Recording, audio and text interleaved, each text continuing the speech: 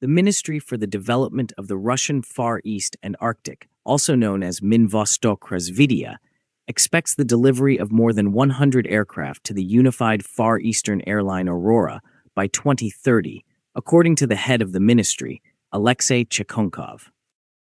Russian aircraft such as the MC-21-300, Superjet-100, Il-114-300, and LMS-901 Baikal are the foundation of the company's strategy.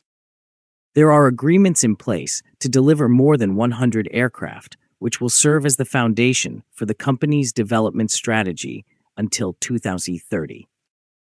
Chikonkov expressed confidence that the industry will not let them down in this regard. He observed that, compared to the Soviet era, the intensity of air transportation in some locations has reduced tenfold or more, and that obtaining such aviation intensity today, under market conditions, is difficult.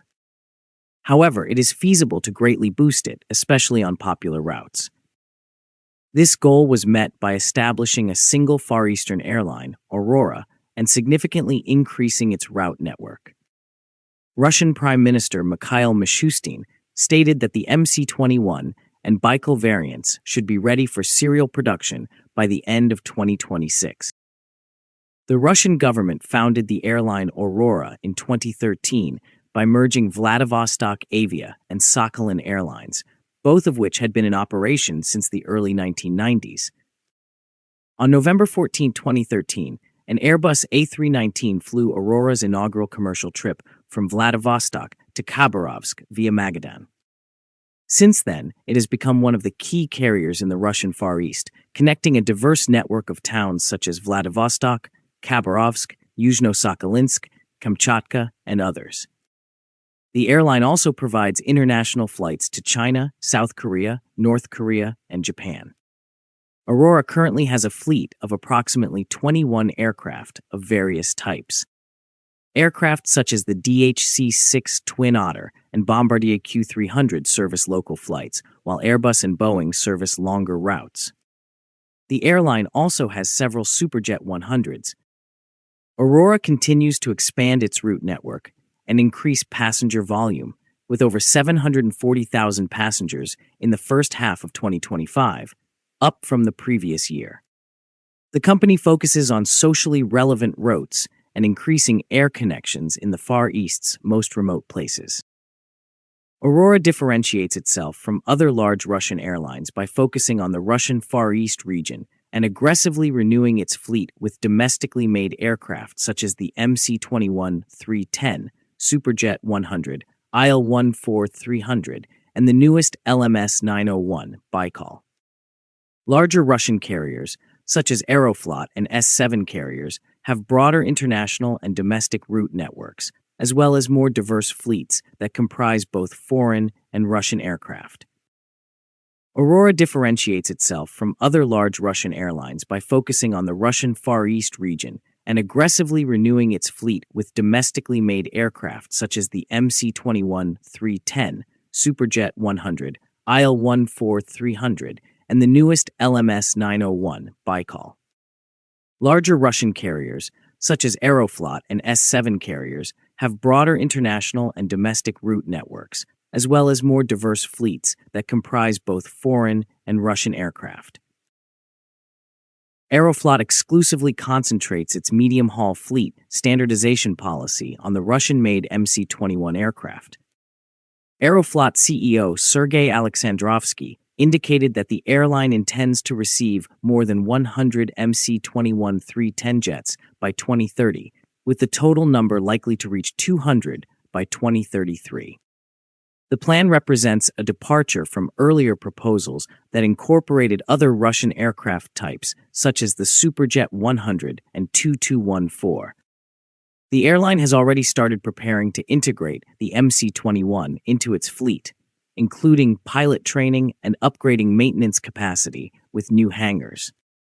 Aeroflot's subsidiary, Aurora Airlines, will similarly base its fleet solely on the MC-21, retiring older, wide-body, and diversified fleet types in favor of a modernized medium-haul MC-21.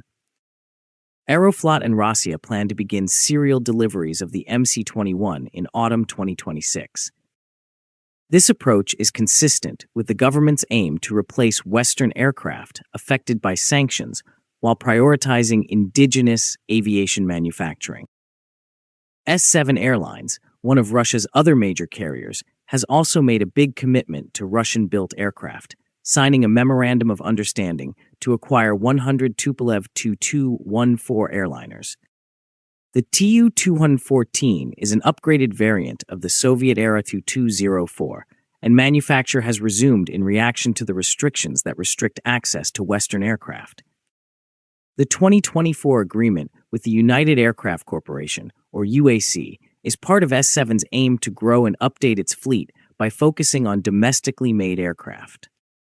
UAC intends to gradually boost Tu-214 manufacturing to 10 aircraft per year, and eventually 20 per year by 2029.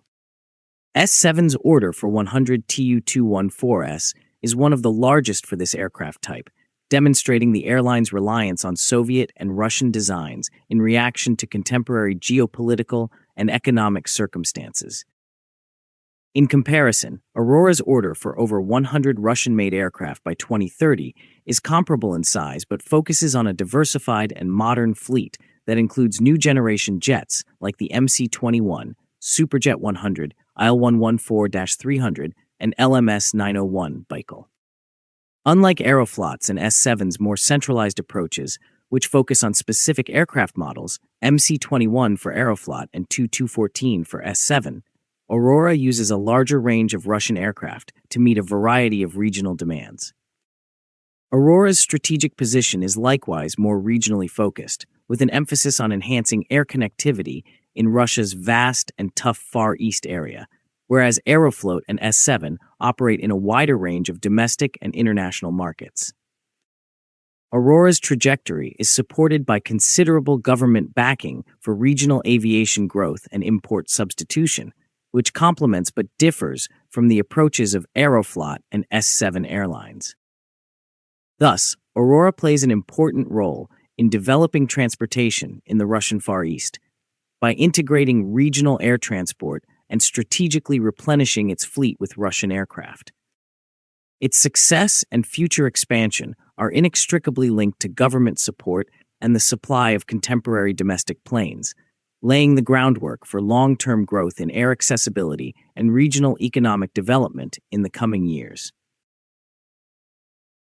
If you like this video, please like, share, and subscribe.